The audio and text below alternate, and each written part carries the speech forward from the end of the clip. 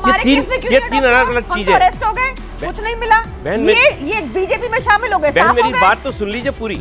इनके केस में ऐसा अलग क्यों? मैडम इनको हर डिबेट में आप लताड़ती हैं। पहली बार तो आए बोलने बात सुनने को तैयार नहीं है।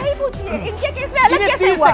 आरोप लगे अजीत पवार की पार्टी से, हमारे में आरोप लगे, हम जेल चले गए। आपने बोला तो मैंने अजीत पवार का। मेरी बहन हुल्लड़ डिबेट में आपका स्वागत है। आज गोदी मीडिया का स्तर इतने नीचे गिर चुका है कि अब इनसे नीचे कुछ भी नहीं हो सकता। हर वक्त धर्म, जाति, हिंदू मुस्लिम बस किसी तरह ये एंगल निकाल ले, बाकी जनता बेचारी मासूम है, धार्मिक मुद्दों में उलझ कर रह जाएगी, एक दूसरे धर्मों से नफरत करने लगेगी, अपना काम चलता रहेगा, ना कोई गरीबी पर बोलेगा, ना महंगाई बेरोजगारी पर। मीडिया का स्तर यहाँ तक पहुँच चुका है कि सत्ता पक्ष से ज़्यादा बुरा इन्हें लगने लगता है जब कोई बीजेपी सरकार से सवाल पूछ ले या मोदी सरकार की कोई कमियां गिना दे तो ये गुल्लू की तरह उछलने लगते हैं। इन्हीं हरकतों की वजह से कोई इनको दलाल बोल दे तो भड़क जाते हैं। खैर, यही तुष्टिकरण वाले डिबेट में आम आदमी पार्टी प्रवक्ता ने बीजेपी प्रवक्ता के साथ चापलूस एंकर को जमकर लताड़ लगा दी। अंत तक देखिए यह शानदार डिबेट। आइए देखते जाएगा। सर, जब भी वोट लेने की बारी आती है सभी पार्टियां ये क्यों बोलती हैं कि ये धर्म है, ये हिंदू है, ये मुसलमान है, ये सिख है, ये ईसाई है? ऐसा क्यों होता है? ऐसा क्यों होता है? आप इस चीज को बताएं। ये सबसे ज्यादा करते हैं धर्म के नाम पर। 101 करोड़ बताया ना मैंने आपको। अरे ये कैसी बात? अच्छा, आप मेरे को बात बताइए। हमने बोला सबका साथ सबका विकास, हमने इस देश में बोला 5 ट्रिलियन की इकोनॉमी, कभी नहीं बोला धर्म, कभी नहीं बोला जाति, कभी नहीं बोला कुछ और। जब हम लोगों को दे रहे थे आयुष्मान कार्ड, हमने किसी की जाति नहीं पूछी। जब हम लोगों को दे रहे थे सिलेंडर, हमने किसी की जाति नहीं पूछी। और ये लोग क्या करते हैं? ये लोग क्या करते हैं? मौलानाओं की सैलरी बढ़ाएंगे। क्यों बढ़ाएंगे भैया? मंदिरों में बढ़ाओ। आप मौलानाओं की सैलरी बढ़ाओ, आप वक्फ बोर्ड को ज्यादा पैसा दो, आप उनको संपत्ति दो, आप जाकर के सेलिब्रेशन करो। ये कैसी बात है? अरे बारी मेरी, आप बोलोगे तो तेज बोलना पड़ेगा ना। प्रियंका जी 30 सेकंड। कि जब प्रधानमंत्री मोदी पूरा ओबीसी आरक्षण और आरक्षण के ऊपर बोल रहे थे तो इन्हीं के टीडीपी अलायंस पार्टनर उन्होंने 4% मुस्लिम रिजर्वेशन किया। तो ये दिखाते कुछ है, बोलते कुछ है। उत्तर प्रदेश में किया, शमशान चाहिए, ये कब्रिस्तान चाहिए। हिंदू मुस्लिम की राजनीति ये करते हैं, ऊपर से लेकर नीचे तक भ्रष्ट। ये इलेक्टोरल बॉन्ड की जांच नहीं होनी चाहिए क्या? कितने पैसे खाए इन्होंने? कितने पैसे खाए? नहीं, अब मैं बताता हूँ। हिंदू मुस्लिम की राजनीति मैं इनकी बता देता हूँ। आप भी बोल रहे थे ना बीच में, मैं बोलता हूँ। इन्होंने ऐसी कंपनीज को ठेके दिए। अभी देखो बुंदेलखंड तो अभी घूम के वापस अपने जाएंगे, नहीं बात करेंगे। प्रधानमंत्री मोदी ने झंडा दिखाया, ढह गया वो वहां पे फ्लाईओवर, एयरपोर्ट ढह गया। ऐसे इन्होंने ये जानलेवा हो चुकी है इनकी करप्शन। अमित जी सब मेरे बीच में बोलते हैं, मैं किसी के बीच में नहीं बोल रहा। आपको 10 सेकंड देना पड़ेगा। हिंदू मुस्लिम की राजनीति मैं आपको बता देता हूं। गाजा में होगा तो ये बोलेंगे, बांग्लादेश में होगा तो ये नहीं बोलेंगे। ये हिंदू मुस्लिम की राजनीति। गाजा में जाएंगे राहुल गांधी, प्रियंका गांधी, सोनिया गांधी सब ट्वीट करेंगे, पर बांग्लादेश की माइनॉरिटीज के साथ होगा तो ये नहीं बोलेंगे। ये इनकी हिंदू मुस्लिम की राजनीति। क्या देश की माइनॉरिटी नहीं है? गाजा की माइनॉरिटी है पर बांग्लादेश की नहीं है। ये है इनकी तुष्टिकरण की राजनीति। ये वोट बैंक के लिए करते हैं और यहाँ खड़े होकर के बात बता रहे हैं। कमाल बात है। राजकुमार बाटी, ये तो देखिए, अगर एक सेकंड देखिए पाशा साहब, अब आप ये हाईजैक नहीं कर सकते। राजकुमार बाटी की बारी है। नहीं सर, अनफेयर हो जाएगा। अनफेयर नहीं मैं अपने मेहमान के साथ होने दूंगा। सर पाशा साहब, आपके पास नंबर है कम्युनिटी वाइज से 7.9% है। और क्या नंबर कोई नंबर नहीं है आपके पास। अरे 22% से 7.9 में नंबर दे रहा हूं। वहाँ के लोग हिंदू भाइयों की रक्षा में खड़े हैं। एक सेकंड, क्या कह रहे हैं आप? मैं ये कह रहा हूं कि बांग्लादेश में जो लोग मारे जा रहे हैं इस पूरे आंदोलन में, उसका कोई डेटा आपके पास है कि कितने हिंदू मारे गए, कितने मुस्लिम मारे गए, कितने सिख मारे गए, कितने क्रिश्चियन मारे गए? है आपके पास डेटा? कोई भी मारा गया है, हम उसकी पाशा साहब ने बड़ा महत्वपूर्ण पॉइंट रखा है। पाशा साहब ने बोला कि कोई डेटा होना चाहिए। सही बात है, एक डेटा होना चाहिए कि बांग्लादेश में कितने हिंदू मारे गए, कितने सिख मारे गए, एक डेटा होना चाहिए। पाकिस्तान के लिए भी एक डेटा होना चाहिए कि कितने हिंदू मारे गए, कितने सिख मारे गए। सही पॉइंट है आपका कि डेटा होना चाहिए। सर, किस चीज का डेटा चाहिए? 1947 में कितने हिंदू थे पाकिस्तान के अंदर? कितने हिंदू थे पाकिस्तान के अंदर? ना सुनना पड़ेगा सर, सुनना पड़ेगा। ना ना ना ना ना जब बांग्लादेश, जब इंदिरा गांधी ने पाकिस्तान के तौर टुकड़े करे और मुफ्ती भाईनी को सपोर्ट करके बांग्लादेश बना, वहां कितने हिंदू और सिख थे और आज कितने बचे हैं? आपको डेटा चाहिए, सबूत चाहिए। आपको राम मंदिर का सबूत चाहिए, हिंदू मारे जाए तो सबूत चाहिए। सबूत सबूत सबूत, हर वक्त आप लोगों को सबूत चाहिए। बांग्लादेश में लाखों बिहारी मुसलमान मारे गए, वो एक अलग झगड़ा था। कमाल की बात कर रहे हैं, अलग झगड़ा हिंदुओं था। के घर जलाए जा रहे हैं, बांग्लादेश में लाखों हिंदुओं की बिहारी बेटियों के मुसलमान साथ मारे गए, रेप हो रहा है, फैक्ट है। मंदिर तोड़े अब जा रहे जाके हैं, देख इस्कॉन लीजिए। मंदिर में बम ये फूटा, हिंदू ये मुस्लिम तो का सामने झगड़ा हो रहा है नहीं है सबके, और आप डिनाई कर रहे हैं। बांग्लादेश का मसला हिंदू मतलब मुस्लिम का इसको तो झगड़ा नहीं आपके है। सहयोगी भी डिनाई नहीं करेंगे। बांग्लादेश का मसला ये हिंदू this is- मुस्लिम का this is- झगड़ा नहीं है। ये शॉकिंग है मेरे लिए। बांग्लादेश में आप कह रहे हैं हिंदू छात्रों ने मारे जा रहे आंदोलन हैं, किया डाटा था, होना चाहिए रोजगार इसका। को लेकर, रिजर्वेशन को अरे लेकर सर, के आंदोलन किया परिवार था। खत्म वो हिंदू कर दिए मुस्लिम गए। का आंदोलन एक नहीं सिंगर है वहाँ था, का इसलिए फेमस, हिंदू मुस्लिम उसका- का आंदोलन उसके पूरे उस घर को जला दिया गया है।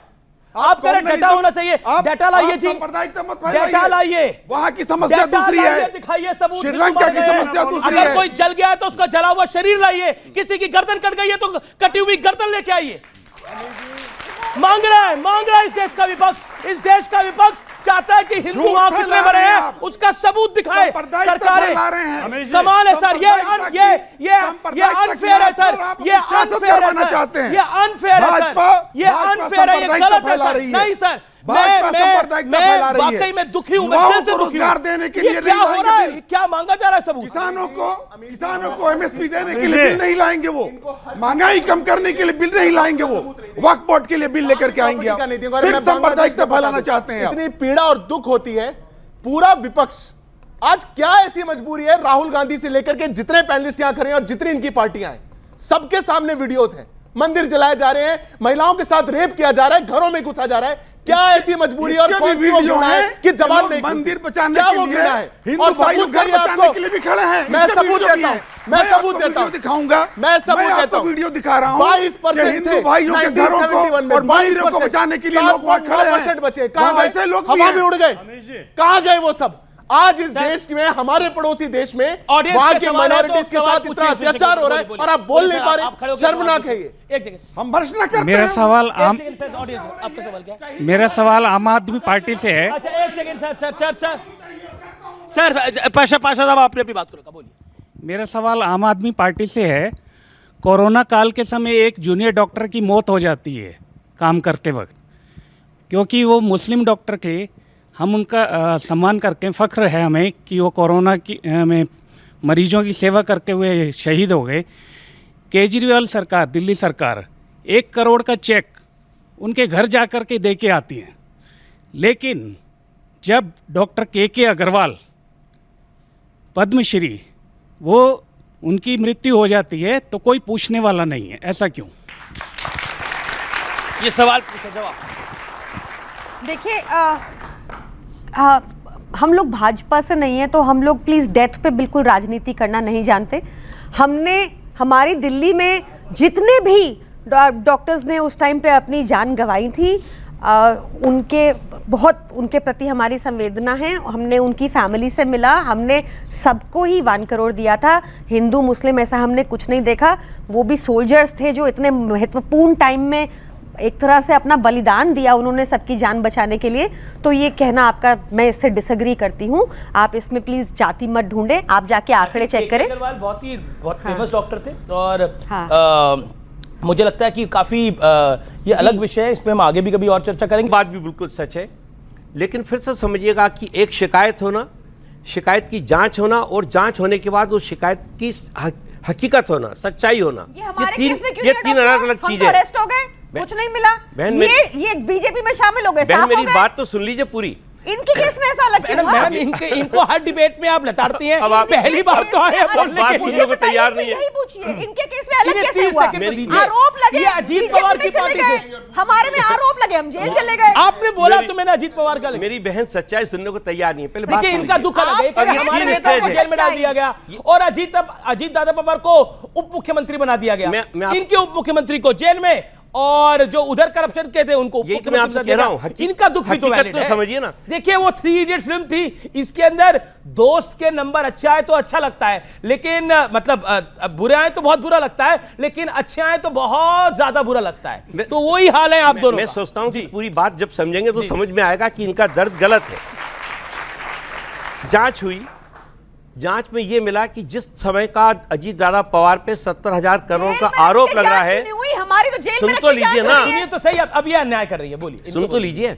जिस समय 70,000 करोड़ का आरोप लगा, उस समय उनके मंत्रालय का बजट उस 2.5 साल में कुल 13,000 करोड़ का था। 13,000 करोड़ पे 70,000 का आरोप था। जब ये बात सामने आई, आरोप किसने लगाया था? मैं कह रहा हूँ जिसने भी आरोप लगाया, आपको याद है थोड़ा? मैं याद है, किसने लगाया आरोप? भारतीय जनता पार्टी के नेताओं ने लगाया था। भारतीय जनता पार्टी के नेताओं ने। वैसे आपको बता दें, पिछले कुछ सालों से देश दुनिया का हाल भी कुछ ऐसा ही है। कभी इजराइल फिलिस्तीन जंग, तो कभी बांग्लादेश में अचानक से सत्ता पलट जाना और पीएम शेख हसीना का इस्तीफा देकर देश छोड़कर निकल जाना। उसके बाद पूरे बांग्लादेश में फैली अराजकता, जिसमें कुछ उपद्रवियों के द्वारा हमारे हिंदू भाइयों को मारना, उनके संपत्ति को नुकसान पहुंचाना। यह देखना एक देश के लिए बेहद ही दुखद है। लेकिन अब यह सवाल है कि इस पर राजनीति सेकना कितनी दुर्भाग्य की बात है। जान किसी की भी जाए, हिंदू हो या मुस्लिम, मरते तो इंसान है, मरती तो इंसानियत है। इस पर फिर दोगली राजनीति क्यों? यह सभी नेताओं और गोदी मीडिया को सोचने की जरूरत है। इस पर आपकी क्या प्रतिक्रिया हमें जरूर बताएं। वीडियो पर लाइक कमेंट करना ना भूलें। धन्यवाद।